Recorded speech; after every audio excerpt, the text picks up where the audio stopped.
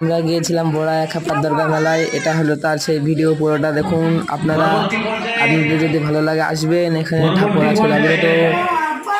অষ্টপ্রহরব্যাপী নামযজ্ঞ অনুষ্ঠান অনুষ্ঠিত হয়েছে। নামযজ্ঞ শেষে অষ্টকালীন লীলা কীর্তন পরিবেশিত হয়েছে, যেটা আজ ঠিক সকাল 6টার সময় তার পরিসমাপ্তি পেয়েছে। এবারে আমাদের পরবর্তী যে অনুষ্ঠান, যেটার জন্য আমরা অধিক আগ্রহে অপেক্ষায় আছি, কিছুক্ষণের মধ্যে ভোগারতির অনুষ্ঠান শুরু হবে। ভোগারতি পরিবেশন করবেন শিল্পী দীপু প্রামাণিক, তেঘড়ি, নদিয়া থেকে এসেছেন।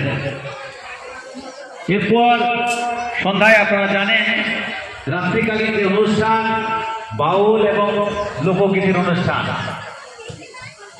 বাবা কেবানন্দের আশ্রমে মাঘী পূর্ণিমার যে মূল আকর্ষণ রাত্রিকালীন অনুষ্ঠান, বাউল এবং লোকগীতির অনুষ্ঠান, যেখানে স্বনামধন্য শিল্পীরা ললিতা দাস এবং গঙ্গাধর অনার্স বিদ্যালয়ের এই লোকগীতির অনুষ্ঠানে জি বাংলা খ্যাত আপনারা দেখেছেন। এই তরিকাকে যথেষ্ট ভালো শিল্পী এবং এক্সপেন্সিভ শিল্পী এই বাজারে যাই হোক তিনি পরিবেশন করবেন আমাদের এই বাবা কেবানন্দ আশ্রমের স্টেজে।